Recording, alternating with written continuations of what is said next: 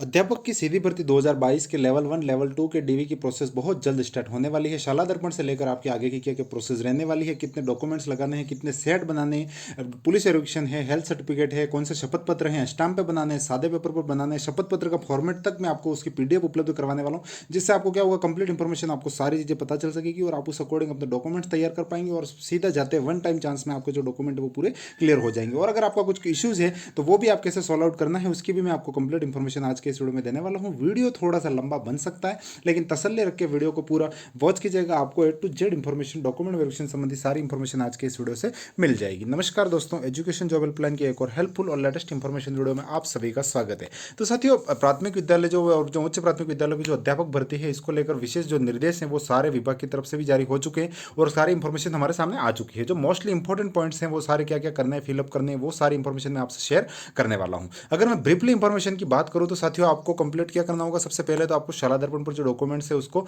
Upload करने के लिए वहां पर ऑप्शन स्टार्ट हो जाएगा। शाला दर्पण पर जैसे पिछली बार आपका अपलोड हुआ था, ऑप्शन स्टार्ट हुआ था, आपका रजिस्ट्रेशन होगा, फिर वहां पर आपका डॉक्यूमेंट अपलोड करवाए जाएंगे, फिर आपको वहां से स्लॉट अलॉट कर दिया जाएगा। उस स्लॉट की इंफॉर्मेशन आपको मोबाइल नंबर और ईमेल पर भी आएगी, तो आपको कंप्लीट अपना मोबाइल नंबर और ईमेल है उसका ध्यान रखना है, वहां से कोई इंफॉर्मेशन मिलती है। बाकी शाला दर्पण पर भी आपका जो स्लॉट है वो आपका शो हो जाएगा। उस अकॉर्डिंग फिर आपको जो मूल दस्तावेज जो मैं बता रहा हूँ उस अनुसार दो सेट ये सारे जो है जो चेकलिस्ट है उसके दो सेट डॉक्यूमेंट के तैयार करने हैं और दो सेट आपको तो विभाग को ले लेगा, दो सेट तो, और बाकी एक सेट आप अपना और एक्स्ट्रा भी जो पूरी कंप्लीट फाइल है उसको तैयार कर सकते हैं। मूल दस्तावेज आपको साथ में लेकर जाने होंगे। मूल दस्तावेजों के अभाव में किसी अभ्यर्थी का दस्तावेज सत्यापन प्रक्रिया में सम्मिलित नहीं किया जाएगा, ये बात फिक्स है। आपको मूल कॉपी आपके जब व्यक्ति से वहां जाएंगे उस समय होनी चाहिए। बाकी शाला दर्पण पर डॉक्यूमेंट अपलोड करके बहुत जल्द प्रोसेस स्टार्ट होने वाली है और आपको स्लॉट अलॉट किया जाएगा, उस अकॉर्डिंग आपको स्लॉट में जाना होगा। अगर आप एक से अधिक पदों पर सूचीबद्ध है तो भी आपको दोनों जगह दोनों रजिस्ट्रेशन होंगे और दोनों आपको स्वप्रमाणित जो सेट है वो भी आपको वहां पर लेकर जाना है। सेल्फ अटेस्टेड कॉपीज के ये सारे सेट बनने वाले हैं। तो जो आपको दिनांक वगैरह की इंफॉर्मेशन है वो सारी आपको टाइम टू टाइम मिल जाएगी, लेकिन अभी की इस वीडियो में हम सारी जो चेकलिस्ट वाली जो इंफॉर्मेशन है वो सारी हम देख लेते हैं ताकि उस अकॉर्डिंग आप अपने जो डॉक्यूमेंट्स हैं उनको अच्छे से तैयार कर सके। तो प्रत्येक पद के लिए पृथक पृथक स्वप्रमाणित चेक आपको जो सेट तैयार करने, मतलब जो मान लो कोई दो एक से अधिक पदों पर कोई आवेदन कर रखा है तो उसके लिए यहाँ पर आपको हर बार वेरिफिकेशन की जो अलग अलग प्रोसेसिंग जैसे हो रही है सब्जेक्ट अनुसार या फिर जैसे भी उस अकॉर्डिंग आपको करवानी होगी। इस बात का आप ध्यान रखेंगे। उसको ऐसा नहीं होगा आप एक बार ही करवाएं तो दूसरी बार में फिर आपको वहां पर मौका नहीं मिलेगा और जिसमें डीवी करवाए उसी में शामिल किया जाएगा और हो सकता है फाइनल कट ऑफ उसकी ज़्यादा चली जाती है तो आप रेस से बाहर हो जाएंगे। इस बात का आप कंप्लीट ध्यान रखेंगे। अब हम बात करते हैं यहाँ पर जो ये चेकलिस्ट है उसकी। चेकलिस्ट को कैसे भरना है, सारे इश्यूज हम complete one by one clear करते हैं। सबसे पहले दस्तावेज सत्यापन का जिला, मतलब आपका जो गृह जिला है वहाँ दस्तावेज सत्यापन होगा तो उसका जिला है, आपके रोल नंबर आप फिल कर दोगे। उसके बाद आपका विषय है, अगर आप लेवल 1 है तो लेवल 1 आ जाएगा, बाकी और लेवल 2 में है तो यहाँ पर आपका जो सामान्य है या विशेष शिक्षा वो आप कर देंगे। लेवल प्रथम है तो आप यहाँ पर कर देंगे। उसके बाद आपका जो टीएसपी नॉन टीएसपी, जो टीएसपी के वो अनुसूचित करेंगे। आपके आधार नंबर आप लिखेंगे, आपके आवेदन क्रमांक जो एप्लीकेशन आईडी होता है वो आप लिखेंगे, पिता का नाम लिखेंगे, अभ्यर्थी का अपना नाम, अपनी जन्म तिथि, आपकी जो श्रेणी है, आपके माता का नाम और आपकी जो भी श्रेणी है वो आप यहाँ पर आप उसके ऊपर टिक करेंगे और आपका जो लिंग आप यहाँ पर अपना जो लिंग है उसको मेंशन करेंगे, मेल फीमेल, और आपके जमा आवेदन शुल्क की राशि जो आपने उस समय फॉर्म भरते समय आपने जो शुल्क पे किए थे उसकी राशि है और उसका जो वेरिएशन आता है तो उसका फिर आपको, अगर मान लो आप जो कुछ आय सीमा है उससे कम का अगर आपका आय प्रमाण पत्र नहीं बना हुआ है तो फिर आपको जो वेरिएशन आता है उसके पोस्टल ऑर्डर साथ में लगाकर भी ले जाने पड़ सकते हैं। वो सारी स्थिति हम वन बाय वन बाद में आगे क्लियर करते हैं। तो जैसे सबसे पहले आप देख लीजिए ऑनलाइन आवेदन की प्रति, मतलब ऑनलाइन आवेदन की प्रति आपको यहाँ पर सबसे पहले लगानी है। चेकलिस्ट सबसे पहले शुरू होगी। सबसे पहले तो आपको जो ये चेकलिस्ट है उसको प्रिंट करके इसको सबसे पहले लगा देना। ये जितनी चेकलिस्ट है, जैसे आपकी चेकलिस्ट यहाँ से स्टार्ट हो रही है तो ये ऊपर वाला कॉलम तो आप खुद भर देंगे, यहाँ पर आपको संलग्न संख्या लिख देनी है, 1 2 जैसे क्रमांक देंगे आप। स्वप्रमाणित में सब में हाँ हाँ आ जाएगा।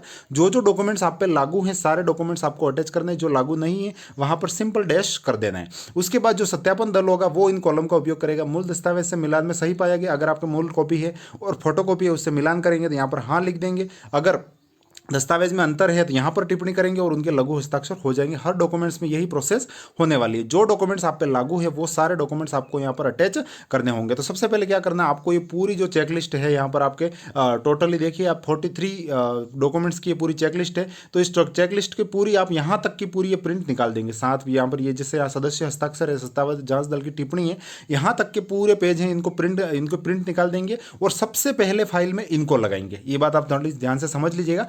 सबसे पहले आपको फाइल में उनको लगाना है, उसके बाद फिर सेकंड नंबर पे लगेगा आपका ऑनलाइन आवेदन। ऑनलाइन आवेदन अगर आपके पास पड़ा है कॉपी तो अच्छी बात है, नहीं है तो आप अपने एसएसओ आईडी पर जाकर अभी भी डाउनलोड कर सकते हैं, कोई इशू वाली बात नहीं है। विस्तृत आवेदन की प्रति वही बात है, आप चालान की कॉपी वगैरह है वो भी साथ में अटैच कर दीजिएगा। ये सारी आपको एसएसओ आईडी पर मिल जाएंगे, प्रिंट है तो भी समस्या नहीं, नहीं है तो भी आप वहां से सीधा निकाल सकते हैं। अभ्यर्थी को केवल ये 2 कॉलम भरने, ये वाले जो कॉलम है, ये सारे कॉलम है वो जो वहां पर वेरिफिकेशन टीम होगी वो भरेगी। आपको केवल और केवल ये वाले जो छोटे छोटे जो कॉलम है 2, इसी में फिल करना है। एक में तो हाँ या नहीं लिखना है, बाकी में आपको संलग्न संख्या लिखनी है, कितने आपने किए हैं तो 1 2 जो भी आपके संलग्न हो रहे हैं वो सारे आप लिखोगे। ऑनलाइन आवेदन की प्रति विस्तृत आवेदन हो गया, आधार कार्ड की कॉपी लग जाएगी। उसके बाद आपको 10 की मार्कशीट, फिर आपका 10 का सर्टिफिकेट। जिनका मार्कशीट और सर्टिफिकेट पहले अलग अलग आते थे तो उनको अलग अलग लगा देने, पहले अंक तालिका लगेगी फिर उसका सर्टिफिकेट लग जाएगा। जिनके मिक्स वाले हैं वो सीधा अपने जो अंक तालिका और प्रमाण पत्र है उसको लगा देंगे। 10 की मार्कशीट, सर्टिफिकेट, 12 की मार्कशीट और सर्टिफिकेट। उसके बाद उच्च माध्यमिक परीक्षा के जो आपके पूर्णांक, प्राप्तांक और प्रतिशत भी आपको कंप्लीट लिखने हैं, अपने मार्कशीट में देखना है, और उसके जो कितने आपके कितने में से कितने नंबर आए और उसका परसेंटेज जो मार्कशीट पे है वो सारी डिटेल्स आपको यहाँ पर फिल कर देनी है। अब अगर आप लेवल 1 वाले हैं और आपने अगर मान लो ग्रेजुएशन को फॉर्म में शो नहीं किया है तो फिर आप यहाँ पर अपने जो स्नातक है उसके डॉक्यूमेंट्स नहीं, बाकी अगर आप चाहें तो स्नातक आपने एमए वगैरह कर रखी है तो वो भी सारे लगा सकते हैं। फॉर्म में जो जो आपने डिटेल्स, आपने जो एजुकेशन क्वालिफिकेशन फिल किए वो डॉक्यूमेंट्स लगाने हैं, बाकी आप नहीं लगाएंगे तो भी चल जाएगा, कोई समस्या वाली बात नहीं है। तो जो डॉक्यूमेंट्स आप पे लागू है वो आपको लगाने हैं। अगर आप लेवल 1 में हो और आपने 12th प्लस एसटीसी कर रखी है, स्नातक नहीं अभी चल रही है आपकी, तो आप यहाँ पर सिंपल डैश डैश करके भी नहीं करके भी सीधा छोड़ सकते हैं, इसमें कोई समस्या नहीं है। उसके बाद स्नातक के पूर्णांक, प्राप्तांक, प्रतिशत है, जैसे ये बीएड वालों को कंपलसरी फिल करना होगा क्योंकि ग्रेजुएशन की परसेंटेज 50% होना चाहिए, वो क्राइटेरिया है एनसीटी का। उसके बाद आप नीचे आ जाएंगे 9 नंबर में, स्नातक परीक्षा में ऐच्छिक विषय आपके जो सब्जेक्ट रहे हैं वो भरने हैं। स्नातकोत्तर मतलब आपकी पीजी पोस्ट ग्रेजुएशन जो डिग्री आपने की है वो अगर आपने शो कर रखी है फॉर्म में तो वो आपको फिल करनी है। उसके पूर्णांक, प्राप्तांक, प्रतिशत जो एमए के बेस पर जिन्होंने बीएड किए उनके लिए ये 10-11 नंबर जो कॉलम है वो उनकी इंफॉर्मेशन के लिए रहने वाला है। उसके बाद फिर 12 नंबर कॉलम में आप देख रहे हैं डीएलएड, बीएलएड आपको जो है अपना जो सामान्य शिक्षा के लिए आपने कर रखा है तो वो उसकी कॉपी वगैरह, मार्कशीट और सर्टिफिकेट आपको उसमें लगा देने हैं। उसके बाद आपने जो आरटेट पास किया उसके सर्टिफिकेट की कॉपी आपको यहाँ पर लगा देनी है। राजस्थान अध्यापक पात्रता परीक्षा उत्तीर्ण, दोनों स्तर में उत्तीर्ण है तो वो दोनों की जो कॉपियां हैं वो आपको साथ में अटैच कर देनी है। उसके बाद आपको यहाँ पर प्राप्तांक और प्रतिशत जो भी हैं आपके पात्रता परीक्षा में रहे हैं वो फिल करेंगे। राजस्थान अध्यापक पात्रता परीक्षा में आपके भाषा प्रथम, भाषा द्वितीय कौन सी थी वो लिखनी है। उसके बाद फिर आपको यहाँ पर लेवल 1 वाला, लेवल द्वितीय के विषय में है, लेवल 1 वालों को केवल अपने नंबर भर देने हैं, लेवल 1 वाले इसको फिल करेंगे, लेवल 2 वाले इसको फिल करेंगे। ये बात आपको ध्यान रखनी है। लेवल प्रथम सामान्य शिक्षा पद के लिए डीएलएड, बीएलएड में आपकी प्रवेश की तिथि है वो आपको यहाँ पर लिख देनी है, और आपको प्रवेश का सत्यापन जो एक फॉर्मेट होता है वो भी आपको वहाँ से कॉलेज से तैयार करके लाना होगा, या फिर आपकी जो एडमिशन की रिसिप्ट होती है वो भी आप इसमें अटैच कर सकते हैं, और वहाँ पर उसकी कॉपी आपको डेट यहाँ पर लिख देनी है और उसकी कॉपी साथ में संलग्न कर देनी है। लेवल प्रथम विशेष शिक्षा पद के लिए अगर आपने कर रखा है तो वो डॉक्यूमेंट्स आ जाएंगे। जिनके विशेष शिक्षा नहीं है उनको इस चीज़ें नहीं लगानी, यहाँ पर सिंपल डैश डैश हो जाएगा। तो ये सारे डॉक्यूमेंट्स आप यहाँ पर देख पा रहे हो, और जो इस क्रम में, जिस क्रम में है उसी क्रम में आपको सारे डॉक्यूमेंट्स लगाने हैं। लेवल द्वितीय सामान्य शिक्षा के लिए हो गया। उसके बाद ये जो जो डॉक्यूमेंट्स आप पे लागू हो रहे हैं वो सारे लगाने, सामान्य वाले सामान्य के लगाएंगे, विशेष वाले विशेष से लगाएंगे। अब जैसे विशेष शिक्षा के लिए आरसीआई द्वारा जारी पंजीकरण प्रमाण पत्र जो है वो आपको यहाँ पर अटैच करना है। मूल निवास प्रमाण पत्र आपको लगाना होगा। अनुसूचित क्षेत्र में जो है टीएसपी के निवासी है उनको विशेष मूल निवास प्रमाण पत्र है वो यहाँ पर लगाना होगा। ईडब्ल्यूएस कैंडिडेट वालों को ईडब्ल्यूएस सर्टिफिकेट लगाना है। जो जो आपको लागू है वो आपको लगा देने हैं। अब एससी एसटी वाला ईडब्ल्यूएस कर लगाएगा नहीं, ये सोचने समझने की बात है, बस नॉर्मल सी बात है। फिर आपका जाति प्रमाण पत्र हो गया। अनुसूचित जाति, जनजाति, अन्य पिछड़ा वर्ग, अति पिछड़ा वर्ग के लिए वेद अवधि का प्रमाण पत्र, ये भी आपको ध्यान रखना है जो आपके 3 साल तक वैलिड होते हैं। ईडब्ल्यूएस भी अगर आपका बना हुआ है तो आपको 3 साल तक आप शपथ पत्र अटैच कर सकते हैं। शपथ पत्र की पीडीएफ वगैरह मैंने टेलीग्राम पर उपलब्ध करवा रखी है, तो आपको वहाँ से आप डाउनलोड करके और सिंपली सिग्नेचर करके आप ले सकते हैं अगर आपका एक्सपायर डेट पे नहीं हुआ है तो। आरक्षित वर्ग के अभ्यर्थियों के आवेदन की अंतिम तिथि के पश्चात का जारी जाति प्रमाण पत्र होने पर कार्मिक विभाग के परिपत्र अनुसार शपथ पत्र, तो वो अगर आपका मान लो फॉर्म भरने की लास्ट डेट से पहले अगर अपना कास्ट सर्टिफिकेट या फिर आपका जो कैटेगरी सर्टिफिकेट है वो नहीं बना हुआ है तो वो फिर आपको एक शपथ पत्र लगाना होगा। तो अगर आपका पहले का नहीं बना हुआ है तो आपको लगाना है, बना हुआ है तो आपको नहीं लगाने की जरूरत नहीं है। इसके बाद महिला एवं पुरुष अभ्यर्थी जो है राजस्थान राज्य के मूल निवासी, उसका स्व घोषणा पत्र वो आपको लगाना है। मैं आपको फॉर्मेट बता रहा हूँ, वो फॉर्मेट आप उसमें लगा दीजिए। विधवा की स्थिति में स्व घोषणा पत्र आपको लगा देना है। विवाह विच्छेद परित्यक्ता की स्थिति में लगाना है। जो भी है संतान संबंधी स्व घोषणा पत्र वो आपको लगाना होगा। विवाहित होने पर दहेज नहीं लेने का जो प्रमाण पत्र है वो भी लगाना होगा। ये सारे प्रमाण पत्र आपका अपना education education job helpline YouTube channel है, मैं टेलीग्राम पर सभी की ये जो घोषणा पत्र है इनकी पीडीएफ आपको उपलब्ध करवा रहा हूँ। आपको वहाँ पर सारी चीज़ें देखने को मिल जाएगी। आपराधिक प्रमाणन, भूतपूर्व सैनिक और ये जितने भी स्व घोषणा पत्र हैं ये आपको सादे कागज पर प्रिंट करवाने और सिंपल सिग्नेचर करके आपको दे देने हैं। स्टाम्प वगैरह पर देने की कहीं कोई आवश्यकता नहीं है। आप बेमतलब इतना ज़्यादा खर्चा न करें। अगर वेरिफिकेशन टीम से कुछ आपको इनपुट मिलता है, अलग अलग डिस्ट्रिक्ट्स में कुछ अलग अलग चीज़ें हो सकती है। बाकी पिछली बार भी मोस्टली डिस्ट्रिक्ट्स में जो सादे कागज पर भी स्व घोषणा पत्र लेकर गए थे उनको कंप्लीट शामिल कर दिया। इसमें कहीं कोई समस्या वाली बात नहीं है कि आपको स्टाम्प पर ही घोषणा पत्र बनवाने हैं या फिर ऐसी कोई समस्या वाली बात नहीं है। आपको फाइनल ज्वाइनिंग से पहले कुछ जरूर अगर स्टाम्प पे बनवाया जाता है तो उस समय बनवा दीजिएगा। बाकी अभी जो है प्रोविजनल आपका जो कंप्लीट वेरिफिकेशन हो रहा है 2 गुना की सूची में, तो आप सादे पेपर पर भी अगर आप बनाकर ले जाएंगे तो आपको कहीं कोई समस्या नहीं आने वाली है। और अगर आपको वहाँ वेरिफिकेशन में जाते हैं और कह भी दिया कि आपको स्टाम्प पर लाने हैं तो आपके हर डिस्ट्रिक्ट मुख्यालय पर ये जो काम चल रहा है सत्यापन का, तो मैं आपको घोषणा पत्र पीडीएफ उपलब्ध ही करवा रहा हूँ। किसी भी कोर्ट में जाइए पास में और वहाँ कोर्ट में नोटरी जो स्टाम्प टाइप वाले बैठे रहते हैं वहाँ से फट से टाइप करवा के दे दीजिए। इतना पहले कोई 500-600 रुपये 700 रुपये का खर्चा करने की आवश्यकता नहीं है। दुकान वाले 100 रुपये का स्टाम्प पर भी आपको फालतू का प्रिंट करके दे देंगे और आपका पैसा पूरा वेस्ट होगा। बाकी आप सादे कागज पर भी अगर आप वहाँ पर ले जाएंगे कॉपीज में तो आपको कहीं कोई समस्या नहीं आएगी और ये काम हैंड टू हैंड 1 घंटे में हो भी सकता है। इसके लिए आपको पहले से इतने ज़्यादा चिंता करने की आवश्यकता नहीं है। आपराधिक प्रकरण, दिव्यांग श्रेणी, राजकीय सेवा में अगर हैं तो आपको एनओसी है जो सर्टिफिकेट है वो लगाना होगा।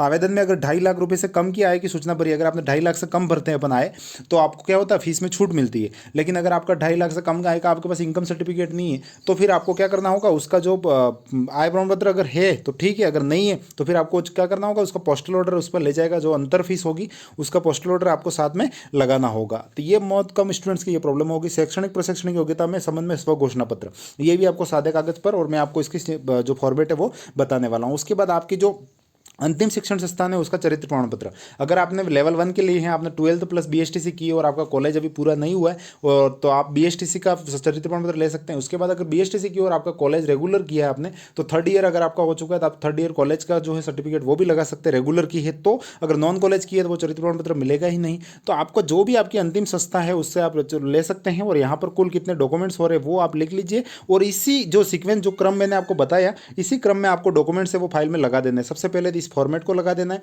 फिर आपको यहाँ पर अभ्यर्थी के हस्ताक्षर वगैरह करके सबसे पहले इसको लगा दोगे, दस्तावेज साथ यहाँ तक का लगा के फिर आपको इन्हीं क्रम में सारे डॉक्यूमेंट्स को लगा देना है। मैंने डॉक्यूमेंट्स की सारी प्रोसेसिंग सारी इंफॉर्मेशन आपके साथ मैंने कंप्लीट शेयर कर ही दी है। 12 मिनट का वीडियो बन चुका है लेकिन अभी और मैं बहुत महत्वपूर्ण जानकारी आपको देने वाला हूँ, वीडियो में साथ में बने रहिएगा। यहाँ पर आपको ये जो स्व घोषणा पत्र है ये सारी चीज़ें आपको यहाँ पर है, इन्हीं का आपको सिंपली प्रिंट कर लेने हैं और सारी चीज़ें आप वहाँ पर अटैच कर सकते हैं। उसके बाद साथियों ये पूरी 36 पेज की पीडीएफ है, तो इस पीडीएफ को अपना जो टेलीग्राम चैनल है मैं वहाँ पर आपको उपलब्ध करवा रहा हूँ। तो चलिए हम चलते हैं वहाँ जाकर और उस पीडीएफ की और इन्फॉर्मेशन देता हूँ आपको।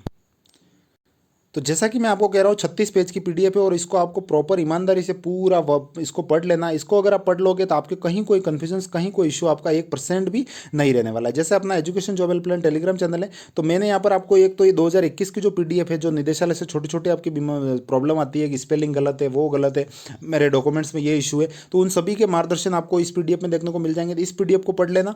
यहाँ पर ये 36 पेज की पीडीएफ है और नियम प्रावधान जो है उसकी ये पीडीएफ है। ये अगर 2-3 पीडीएफ आपने पढ़ ली डॉक्यूमेंट वेरिफिकेशन के लिए आपको एक भी कमेंट्स करने की आवश्यकता नहीं पड़ेगी। हो सके तो इन पीडीएफ की प्रिंट करवा लीजिए, फिर आराम से तसल्ली से बैठ के पढ़ लीजिए। जो जो इंपॉर्टेंट पॉइंट है आप पर लागू है उसको हाईलाइट कर लीजिए और डीवी में जाते हैं तो इन बातों को फॉलो कर लीजिए। आपको 1% की भी समस्या नहीं आने वाली। और मैं इसी एजुकेशन जॉब हेल्पलाइन अपने यूट्यूब चैनल पर ही मैं आपको जो स्व घोषणा पत्र अभी आपको दिखाने वाला हूँ सारे फॉर्मेट, उनकी पीडीएफ भी आपको इसी यूट्यूब चैनल इसी टेलीग्राम चैनल पर उपलब्ध करवाने वाला हूँ। तो इसको ज्वाइन कर लीजिएगा और स्टूडेंट्स के साथ शेयर कीजिएगा। अब हम बात कर लेते हैं जो आपके स्व घोषणा पत्र जो मैं कह रहा हूँ बार बार आपको मैं पीडीएफ उपलब्ध करवाने वाला हूँ उसके बारे में हम बात कर लेते हैं। जैसे मैंने ये जो A4 साइज की पेपर की प्रिंट साइज में ये सारे कर रखे तो आप सिंपली इनके प्रिंट ले सकते हैं या फिर इनको फिर से टाइप करवा सकते हैं, क्योंकि ये जो टाइप किए हुए ये जो पिछली भर्ती की जो फॉर्मेट थे उसी में टाइप किए हुए अध्यापक सीधी भर्ती 2021। तो आपको यहाँ पर कुछ नहीं करना है, 2022 कर देना है, 2023 कर देना है सिंपली। और आपकी विज्ञप्ति संख्या है यहाँ पर वो चेंज हो जाएगी। और हो सके तो मैं अभी 2-4 दिनों में आपको इसकी जो न्यू जो अपनी इस भर्ती के अनुसार अपडेटेड जो स्व घोषणा पत्र है वो भी सारे उपलब्ध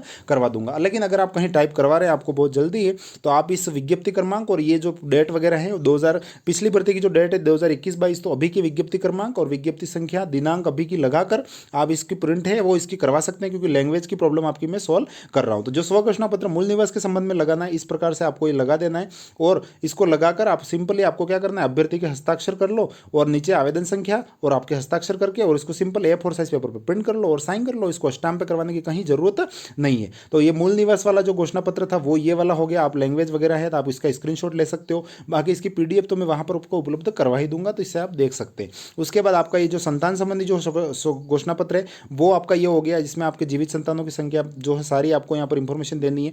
तो संतान वाला स्व घोषणा पत्र हो गया।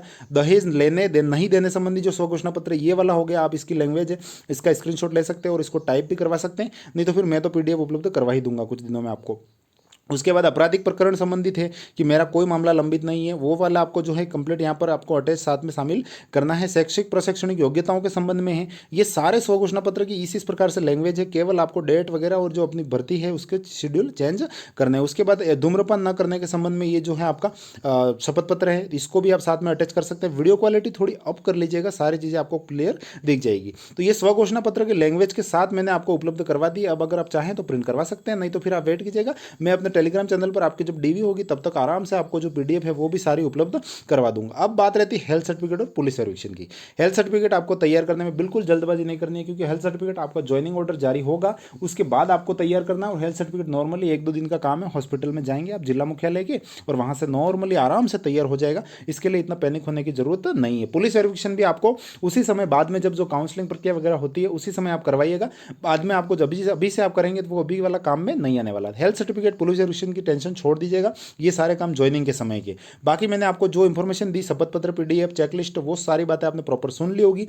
वीडियो समझ में आ गया तो बहुत अच्छी बात है, अगर नहीं समझ में आया तो एक बार और वीडियो को पूरा वॉच कर लीजिएगा। ये जो मैंने 2-3 PDF बता दी इसको पढ़ लीजिएगा, मोस्टली बातें मैंने बता दी। और कुछ कंफ्यूजन इशू रह जाता है तो कमेंट्स कर दीजिएगा, आपका भाई महिपाल सिंह रणावत श्योर आपका रिप्लाई करेगा।